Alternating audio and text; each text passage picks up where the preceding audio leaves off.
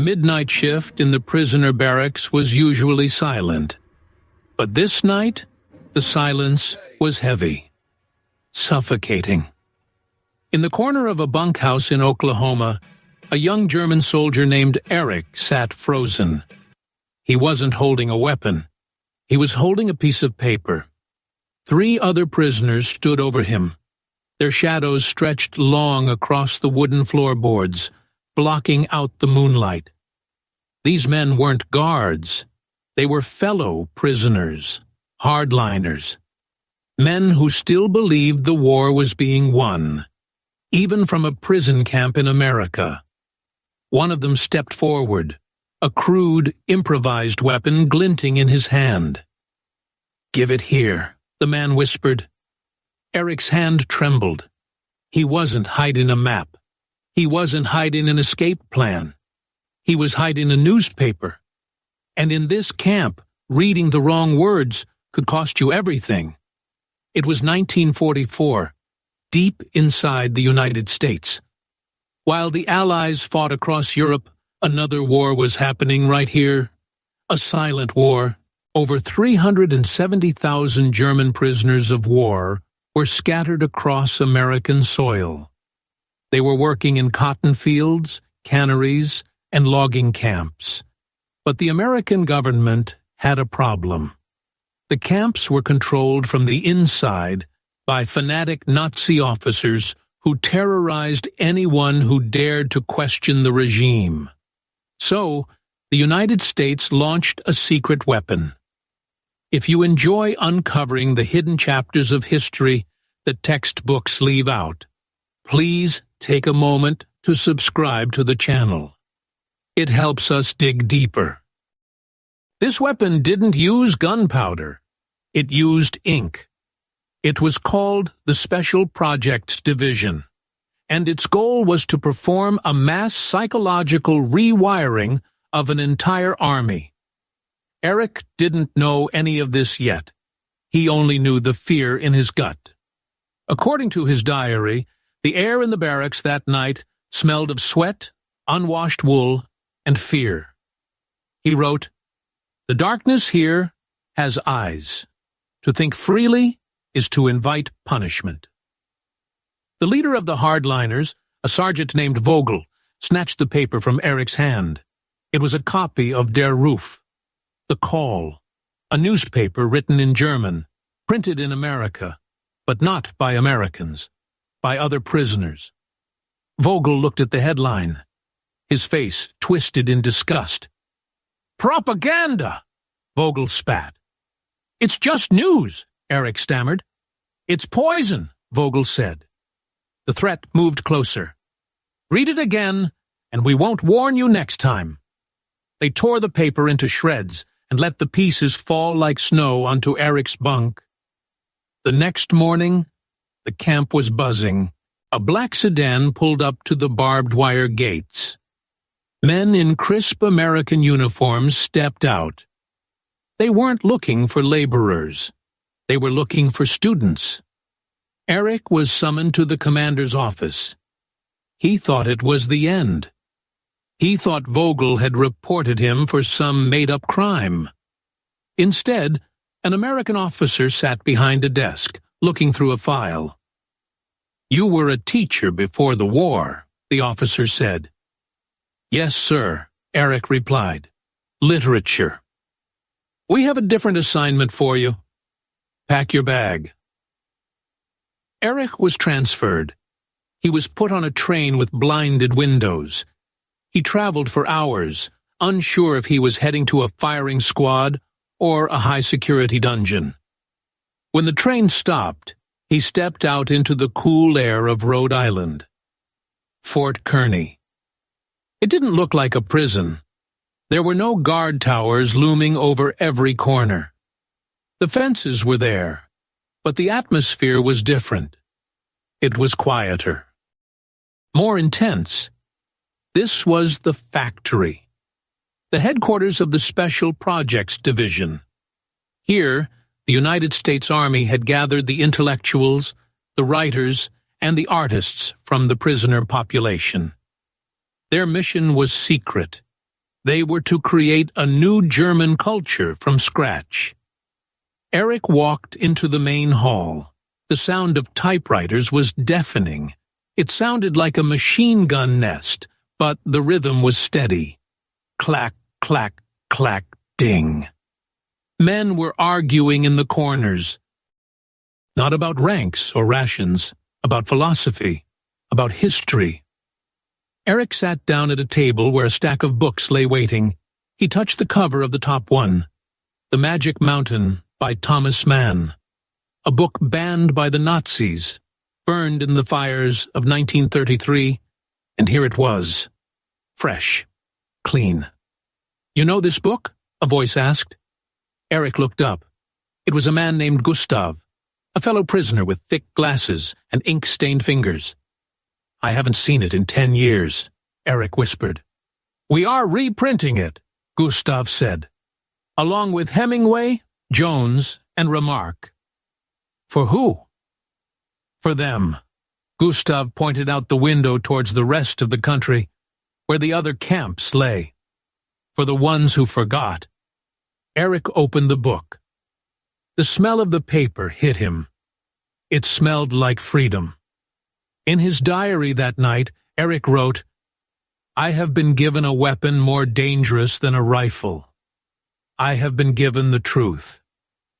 But the work was not safe.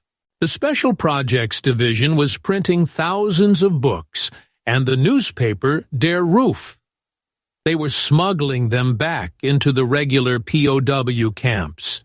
It was a covert operation. The goal was to break the grip of the Nazi hardliners by showing the prisoners the reality of the war and the world they had been cut off from. Eric began to write. He wrote essays about democracy, not the dry lecture hall kind. He wrote about what it meant to disagree without dying. But words on paper are one thing. Delivering them is another. Months later, Eric was sent to a camp in Texas as an assistant officer. His job was to distribute the new books and lead discussions.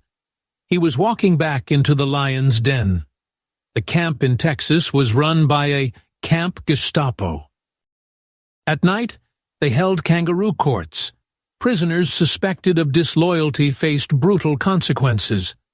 Eric arrived with a crate of books, the Bücherei Neue Welt, the New World book series. He set up a small library in an empty storage shed. For 3 days, no one came. The men walked by, eyes fixed on the ground. They knew Vogel's counterparts were watching. Then, on the 4th day, a young soldier, no older than 18, stepped inside. He looked over his shoulder. "Do you have Remarque?" the boy asked. "Top shelf," Eric said. The boy took All Quiet on the Western Front. He hid it under his tunic and ran. That night, the trouble started. The barracks doors slammed open. 3 men marched in. They weren't hiding their faces.